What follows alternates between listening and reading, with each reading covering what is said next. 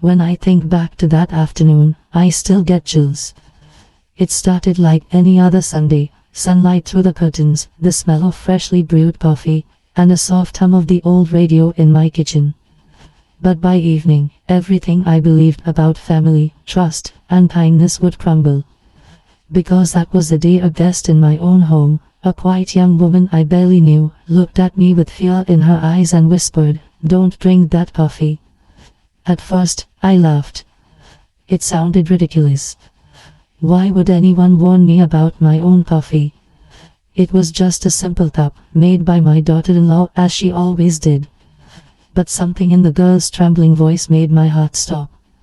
When I looked closer, I saw her glancing nervously at the cup on the table, then at my daughter-in-law, who was smiling just a little too sweetly.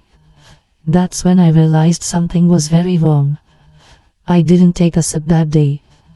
And it's the only reason I'm alive to tell you this story. Hello, my dear ones. My name is Grandma Helen, and today I want to share with you a story I never thought I'd tell. A story about trust, love, and betrayal that almost cost me my life. Thank you for spending time with me today. If you enjoy real-life stories like mine, please subscribe to the channel, and tell me in the comments where you're from. And if something similar has ever happened to you, a moment when your heart told you something wasn't right, I'd love to hear your story too. I live in a small, quiet town surrounded by tall pine trees and slow, whispering winds. The kind of place where everyone knows everyone, and neighbors wave when they pass by. My husband, Charles, passed away nearly 15 years ago. Since then, I've lived in the same white cottage we built together, filled with memories, laughter, and the faint scent of his old books. Our only son, David, visits often. He's a good man, hardworking, soft-spoken, though sometimes too trusting for his own good. 2 years ago, he got married to a woman named Melanie. At first, she seemed perfect. Polite. Smart. Always dressed neatly, with a calm, confident voice that filled any room she entered. I wanted so badly to love her, to welcome her as my own daughter. For a while, I did. She helped around the house, brought me groceries, even baked pies on weekends. But over time, something changed. It began with small things. She started correcting me at the dinner table, gently at first, then with irritation. "Oh, Helen, you've told that story before." Or, "That's not how David likes his steak anymore." I brushed it off, thinking she was just adjusting to married life. But then, she began deciding when David could visit me. "He's tired, Mother," she'd say. "He needs rest." Weeks would go by without seeing him. And when he did come, he seemed distracted, constantly checking his phone, glancing at her for approval before speaking. I missed my son. I missed his laughter, his easy warmth. Then one day, she suggested I move in with them. "It would be easier," she said. "You're getting older. Living alone isn't safe." Her words were kind, but her eyes, they were cold. Something told me not to agree. So I smiled and said gently, "I appreciate it, dear, but this house is my heart. I'm fine here." She never brought it up again. But from that day, I could sense a quiet distance, like she had decided something about me, something she wasn't saying out loud. Still, I tried to keep peace. I'd invite them for dinners, bake David's favorite lemon cake, and tell myself everything would be fine. Until that Sunday. That's when everything changed. It was the first Sunday of March, a chilly day, but bright. The kind of morning when birds sound closer, and the world feels still. I had invited a few old friends over for lunch, my neighbor Ruth, my church friend Clara, and Ruth's niece, a quiet young woman named Anna who had just returned from nursing school. David and Melanie came too. She arrived with a big smile, carrying a tray of food. "I thought I'd help, Mother," she said sweetly. "Thank you, dear," I replied, though something about her tone made me uneasy. As everyone settled in the living room, I went to prepare coffee, my little Sunday ritual. But Melanie stopped me. "Oh, Helen, please sit down. I'll do it today. I hesitated. You don't have to. Nonsense, she interrupted, her voice cheerful. You've done enough. Just relax. So I did. I sat near the window, chatting with Ruth and Clara, trying to ignore the faint feeling that something was off. A few minutes later, Melanie returned with the tray, cups of steaming coffee, cream, sugar, everything perfect. She handed each cup with care. When she reached me, she smiled again, but her eyes didn't meet mine. Here you go, Mother, she said softly, placing the cup in front of me. Before I could lift it, Anna, the young guest, leaned slightly toward me and whispered under her breath, "Don't drink that coffee." At first, I thought I misheard her. I looked at her in surprise. "What did you say, dear?" She shook her head quickly, eyes wide, almost frightened. "Just wait a moment," she said quietly. I froze. Then, from the corner of my eye, I saw Melanie glance at us, sharp, like she knew exactly what Anna had said. But in a second, she was smiling again, stirring her own cup as if nothing happened. My heart began to pound. I lowered my hand and didn't touch my cup. I just smiled faintly, pretending to listen as everyone chatted. A few moments later, Melanie said, "Come on, Helen, you haven't had your coffee yet. You love it hot." Her voice was light, but it carried something behind it, something almost pressing. I swallowed hard. "Oh, I will, dear. I'm just letting it cool." She smiled tightly, then looked away. I caught Anna's eyes again. She was pale, watching Melanie closely. After what felt like hours, Ruth asked, "Should we bring dessert?" Melanie stood quickly. "I'll get it," she said, and disappeared into the kitchen. The moment she left, Anna leaned close and whispered, trembling, "Mrs. Helen, I saw her pour something into your cup. From a small brown bottle." I stared at her, my hands going cold. "Are you sure?" She nodded, tears welling. "I'm so sorry. I didn't know what to do. I thought maybe it was medicine or flavoring, but she only put it in yours." My mind raced. My stomach turned. I remembered the first time Melanie insisted on making my tea. The slight dizziness afterward. The headaches I brushed off as age. Could it be? I didn't want to believe it. But my gut, the same gut that had warned me about her quiet eyes, was screaming. I looked toward the kitchen. I could hear her humming softly as she plated the dessert. "Don't say a word," I whispered to Anna. "Just act normal." She nodded, trembling.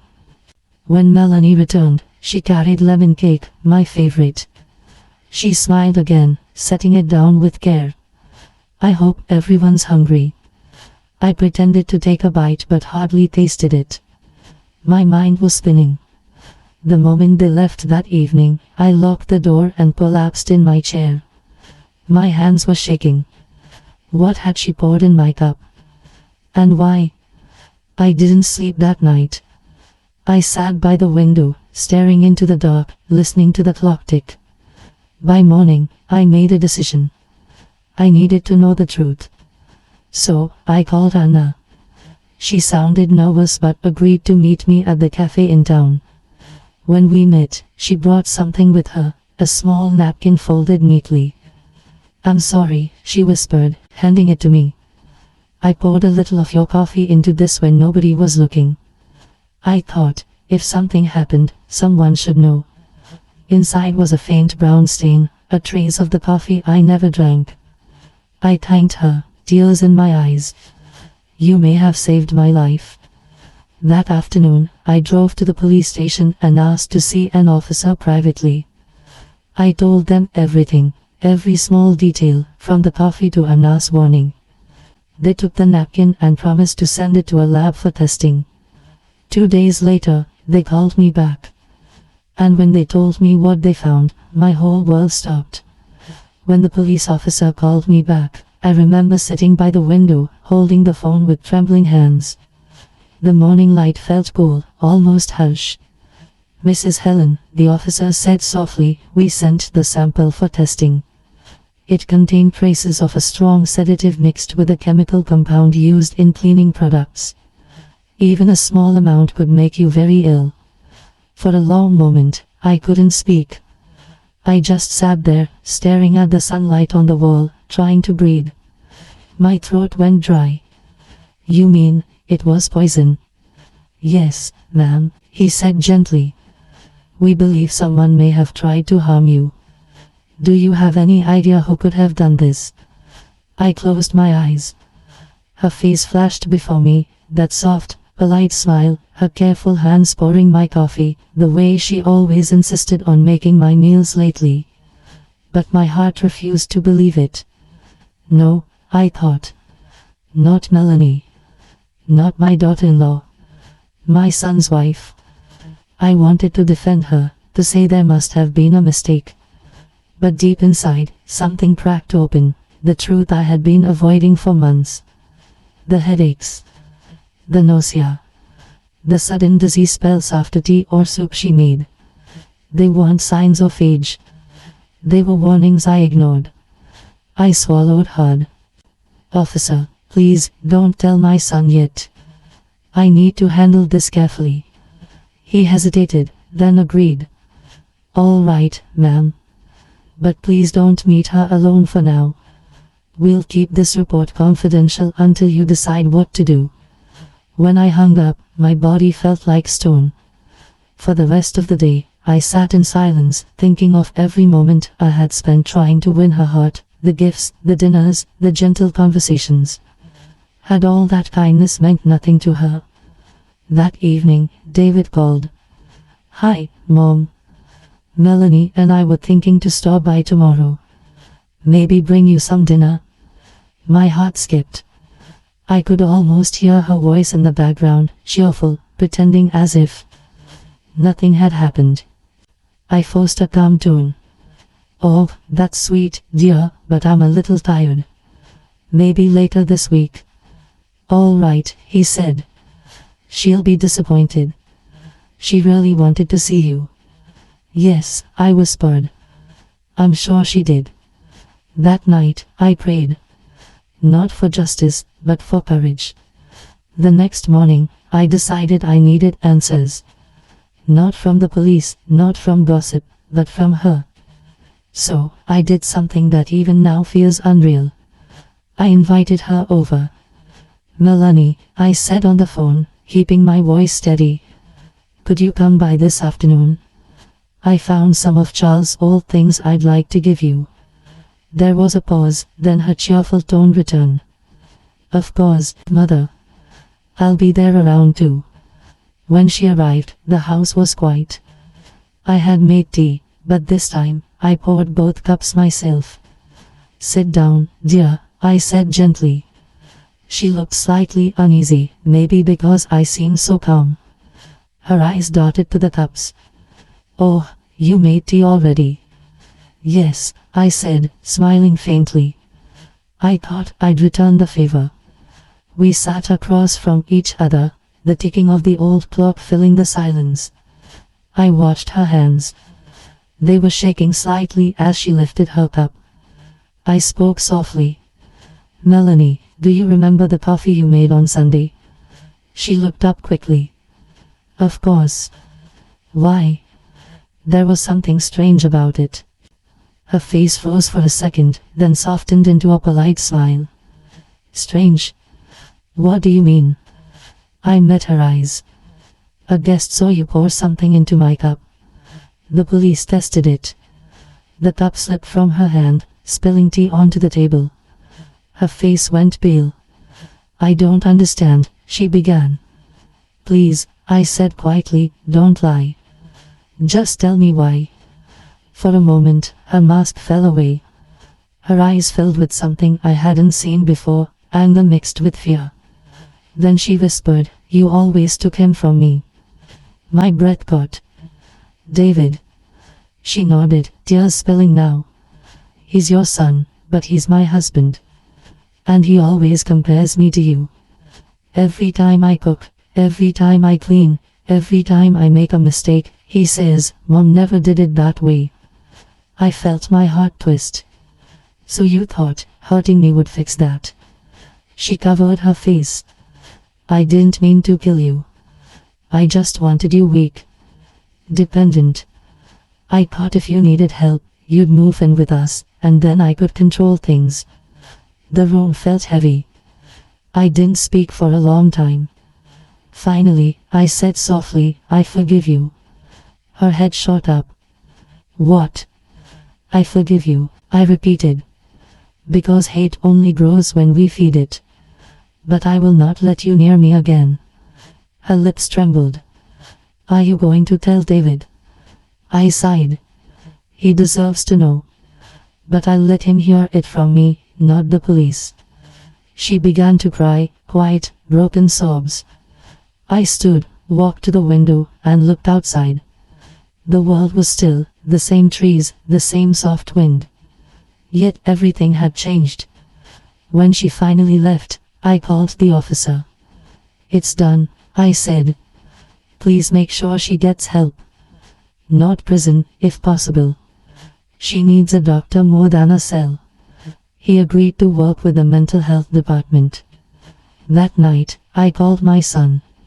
When David arrived, his face was full of confusion and worry. Mom, what's going on? Melanie said you accused her of something. I held his hand. Sit down, son. Please. Then I told him everything, calmly, from start to finish. I showed him the report. At first, he didn't believe me. He stood up, shaking his head. No. Mom, you must be mistaken. She couldn't. David, I said gently. Look at me. Would I lie to you? His voice broke. Why would she do that? Because she was afraid of losing you, I whispered. Afraid that your love for me meant less for her. But love doesn't work that way, my dear boy. It multiplies, it doesn't divide. He sunk into a chair and covered his face. For a long time, he didn't speak. Finally, he said quietly, I need to see her. I nodded. You should. But take someone with you. He looked up, eyes red. Mom, thank you. For not pressing charges.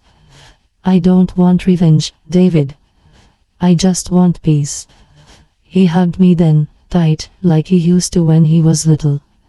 I could feel his tears on my shoulder. And in that moment, I realized something profound. Forgiveness doesn't mean forgetting. The days that followed were quiet, almost eerily so. The house felt emptier, but also lighter, as if the air itself had been holding its breath for too long. I spent more time outside, tending to my roses, listening to birds, feeling the warmth of sunlight on my face. Anna came to visit often.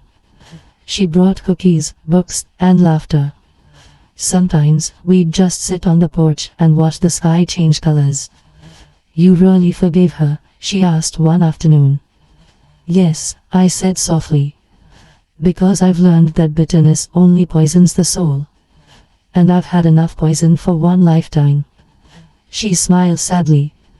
You're stronger than anyone I know, Mrs. Helen. I laughed quietly. No, dear. Just older. A few weeks later, David came by again. His eyes looked tired, but calmer. Mom, he said, she's getting treatment. They said she had depression and some paranoia issues. She'll be in therapy for a while. I nodded. That's good. I hope she finds peace. He sat beside me. You know, she told me everything. And she said she's sorry. She said you looked at her with kindness even when she expected anger. I meant it, I replied. We all lose ourselves sometimes. Some just find their way back.